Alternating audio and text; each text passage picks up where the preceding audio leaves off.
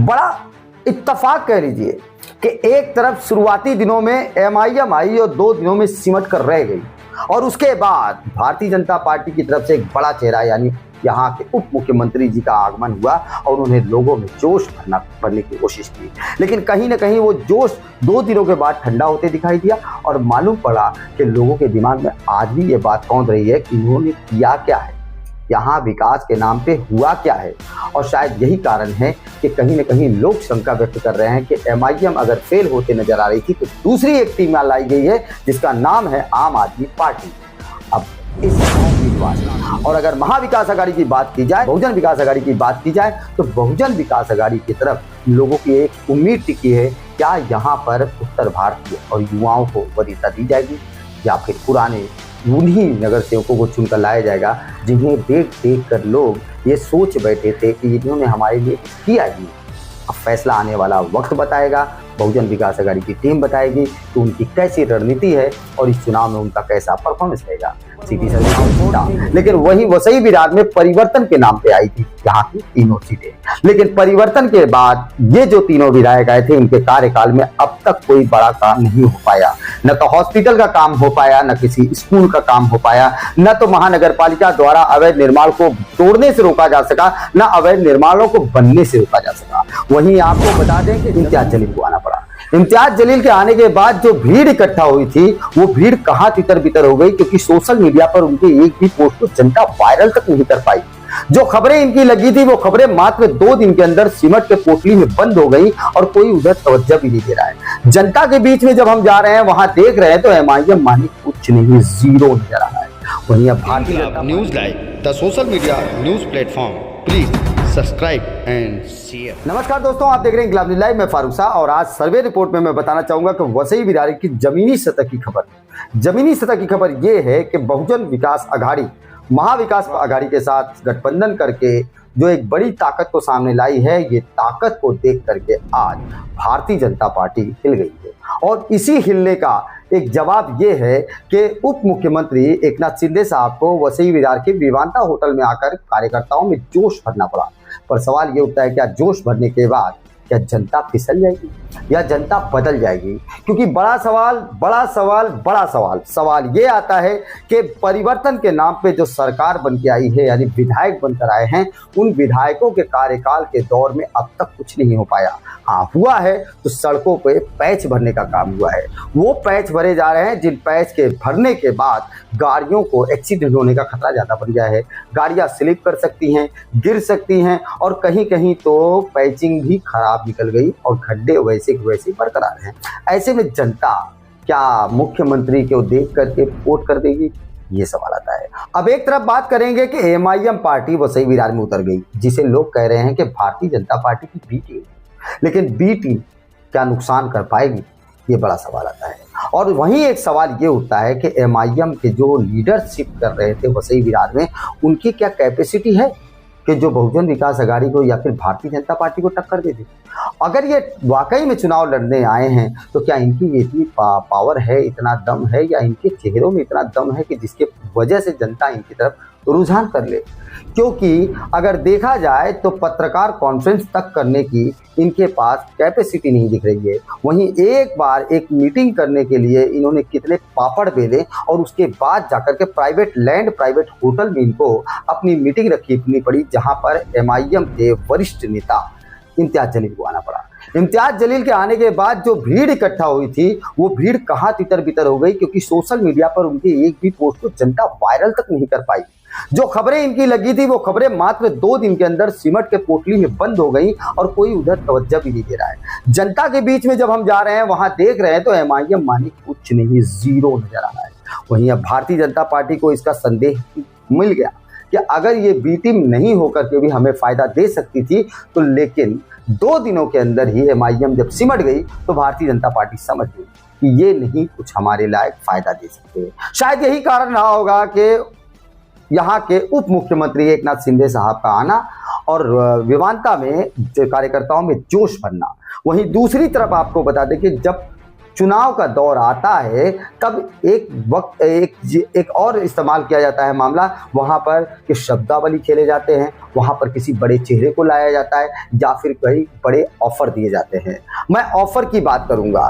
कई चुनाव ऐसे हुए हैं जहाँ बड़े बड़े ऑफर दिए गए और जनता ने उसका लाभ उठाया। जैसे कि आपको बता दूं कि अभी लाड़की बहन योजना आया था और चुनाव जीतने के बाद विधायकी का जब चुनाव महाराष्ट्र के अंदर खत्म हुआ तो ये बात पूरी तरीके से उभर कर बीजेपी के लीडरों ने कहा था कि लाड़की बहन योजना ने हमारी भारतीय जनता पार्टी को पूरे महाराष्ट्र में चुन कर लाई है। तो कहीं ना कहीं ये बहुत ही बेहतरीन उनका कॉन्सेप्ट था, जिस कॉन्सेप्ट के ऊपर उन्होंने चुनाव जीता। लेकिन वही यहाँ पर रोड रास्ते को लेकर के लोगों ने इतने बड़े आंदोलन का रूप धारण जब किया तो सड़कों पर पैचिंग का काम हो रहा है, लेकिन वो पैचिंग भी चुनाव जब 10 दिन रह गया तब हो रहा है। तो कहीं ना कहीं जनता ये बात भली बात जान चुकी है कि ये जो वादे किए वो वादे पे तो खड़े हुए नहीं, वहीं पर जो ये काम कर रहे हैं वो काम भी महीने भर से ज़्यादा चलने वाला नहीं। अगर चुनाव जैसे खत्म हो जाएगा, जो पैचिंग वाले खड्डे हैं वो वापस फिर से उभर कर आ जाएंगे, जनता को वही तकलीफों का सामना करना पड़ेगा।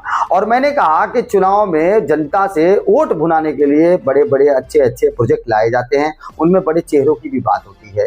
भारतीय जनता पार्टी के पास एक से एक चेहरे हैं।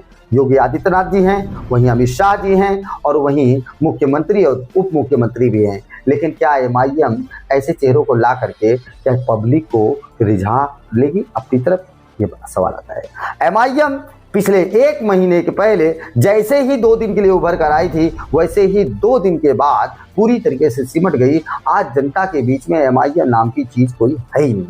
और बात करते हैं बहुजन विकास अघाड़ी की, तो बहुजन विकास अघाड़ी के जो लीडरशिप करने वाले लोग थे, उन्हें इस वक्त सही तरीके से सही वक्त पे और सही कैंडिडेट डिसाइड करना पड़ेगा, क्योंकि कार्यकर्ताओं की एक लंबी लिस्ट है बहुजन विकास अघाड़ी के पास, उम्मीदवारों की एक बहुत बड़ी खिरका है। और ये उम्मीदवार वो कार्यकर्ता हैं जो पिछले 20 सालों से जुड़े हुए हैं। कुछ लोग आने वाले चुनाव में सोचे थे कि हमको मौका मिलेगा, लेकिन 10 साल चुनाव ही नहीं हुआ, उनका धैर्य टूट रहा था और वो भी चाहते हैं कि हम इस पार्टी से चुनाव लड़कर जीत कर आए। वहीं जो नया युवा कार्यकर्ता थे वो भी चाहते हैं कि हम भी चुनाव लड़ें और हम जीत हासिल करें। लेकिन अब बहुजन विकास अघाड़ी के लीडरों को ये तय करना होगा कि भारतीय जनता पार्टी का जो पॉइंट था, जो पिछले चुनाव में जो उनका तरीका था, जो कॉन्सेप्ट था, उस कॉन्सेप्ट में बहुत बड़ी बात ये रखी गई थी कि उत्तर भारतीय और मराठी समाज को इनकार किया गया, उत्तर भारतीय समाज को स्वीकार किया गया। उत्तर भारतीय वोट बढ़े हुए थे, जिसकी वजह से यहाँ पर तीनों सीटों पर परिवर्तन हो गया। तो कहीं ना कहीं ये संकेत मिलता है कि उत्तर भारतीय वोटरों को ध्यान देते हुए उत्तर भारतीय उम्मीदवारों को भी बहुजन विकास अघाड़ी को लाना होगा। और शायद यही कारण है कि अब तक इंतजार है कि आखिर बहुजन विकास अघाड़ी अपने कैंडिडेट कौन कौन से घोषित करती है। हर कैंडिडेट के ऊपर दूसरी पार्टियां अपने कैंडिडेट का सेटअप लगाएंगी ताकि उत्तर भारतीय वोट लिया जा सके। और आपको बता दें कि उत्तर भारतीय और मराठी में एक बड़ा फर्क ये देखने को मिला है कि जो उत्तर भारतीय पिछले 10 से 15 सालों में आए हैं, उन्हें ये लगता है कि पहले से जो नगर सेवक थे वो आज भी हैं, जो कि कॉन्सेप्ट ये गलत है। जो नगर सेवक पिछले 10 साल पहले थे, पिछले 10 साल से वो नहीं है, वो माझी हैं। लेकिन यहाँ पर जो उत्तर भारत से आए हैं उन्हें माझी का मतलब समझ में आता है कि आज भी, लेकिन है नहीं, वो तो आम नागरिक की तरह हैं। लेकिन सड़कें, गलियां, नालियां, रोड, रास्ते, ये सब देखने के बाद जनता के मुंह से यह बरबस निकल जाता है कि नगर सेवकों ने किया क्या है। लेकिन नगर सेवक थे ही कहाँ, ये बातें लोगों के दिमाग में है नहीं। ऐसे में उत्तर भारतीय वोटर्स ये समझते हैं कि अगर मराठी हमारा उम्मीदवार नहीं होता तो आज हम बहुत आगे होते, हमारे काम होते, हमारी गलियां, सड़कें, रास्ते, नाले बने होते। लेकिन उन्हें ये बात का पता ही नहीं है, क्योंकि वो नए नए वसी विरार में आए हैं, उन्हें ये जानकारी ही नहीं है कि यहाँ बात मराठी उत्तर भारतीय की नहीं है। यहाँ बात तो सिर्फ यहाँ पर कैंडिडेट नहीं था, यहाँ पर टीम नहीं थी, यहाँ महानगर पालिका में बहुजन विकास अघाड़ी के लोग नहीं थे पिछले 10 सालों से। तो कहीं ना कहीं बहुजन विकास अघाड़ी को इस कॉन्सेप्ट पे भी ध्यान देना पड़ेगा कि उत्तर भारतीय उम्मीदवार कहीं तितर बितर न हो जाएं आने वाले चुनाव में। तो इस वक्त मैं बताना चाहूँगा कि आम आदमी पार्टी भी आ चुकी है। बड़ा इत्तेफाक कह लीजिए कि एक तरफ शुरुआती दिनों में MIM आई और 2 दिनों में सिमट कर रह गई। और उसके बाद भारतीय जनता पार्टी की तरफ से एक बड़ा चेहरा यानी यहाँ के उप मुख्यमंत्री जी का आगमन हुआ और उन्हें लोगों में जोश भरने की कोशिश की।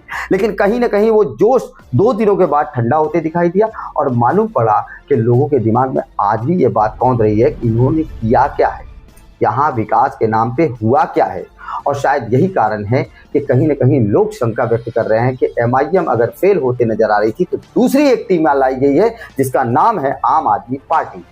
अब इस चुनावी दौर में आम आदमी पार्टी अपनी क्या भूमिका निभाती है, वो किसके वोट काटती है और कितने सीटें लाती है, ये देखने योग्य होगा। वहीं MIM को देख करके ये मालूम होता है कि MIM सिर्फ और सिर्फ मुस्लिम वोटर्स को अपनी तरफ टारगेट कर सकती है, लेकिन मुस्लिम मोहल्लों का दौरा करने के बाद, मुस्लिम क्षेत्रों में जाने के बाद ये मालूम पड़ता है कि MIM नाम की चिड़िया वहाँ पर अब तक नहीं पहुँच पाई है। वहीं भारतीय जनता पार्टी का देखा जाए तो एक मुश्त वोट इस बेस पे बना हुआ था कि यहाँ पर परिवर्तन का रूप धारण करने के लिए लोगों ने चेंजेस लाया था, लेकिन पिछले 1 सालों में परिवर्तन नहीं हुआ तो कहीं न कहीं जनता के अंदर रोष है, वो भारतीय जनता पार्टी की तरफ से भी नाउम्मीदवार है। और सिटी सर्वे की रिपोर्ट में ये सर्वे रिपोर्ट जनता से जुड़े हुए हैं। हम जमीनी सतह से बात करने के बाद, लोगों से मिलने के बाद जो हमारे सामने प्रस्तुत हुआ है वो हमने आपके सामने प्रस्तुत किया। हो सकता है कि हमारी ये सोच या हमारी ये जो खबर है ये आपसे मैच ना खाए, लेकिन एक उम्मीद के आधार पर मैंने ये खबर बताई है और हो सकता है कि ये खबर सटीक बैठ जाए तो चुनाव के बाद परिणामों को देखते हुए इन खबरों में सत्यता नजर आएगी। आप देख रहे हैं इंकिलाब न्यूज़ लाइव। हमारे चैनल को सब्सक्राइब करिए, लाइक करिए, शेयर करिए। जय हिंद, जय महाराष्ट्र। अगली खबर प्राप्त करने के लिए चैनल को सब्सक्राइब करें, लाइक करें और शेयर करें और सपोर्ट करें निःशुल्क पत्रकारिता का। जय हिंद, जय महाराष्ट्र।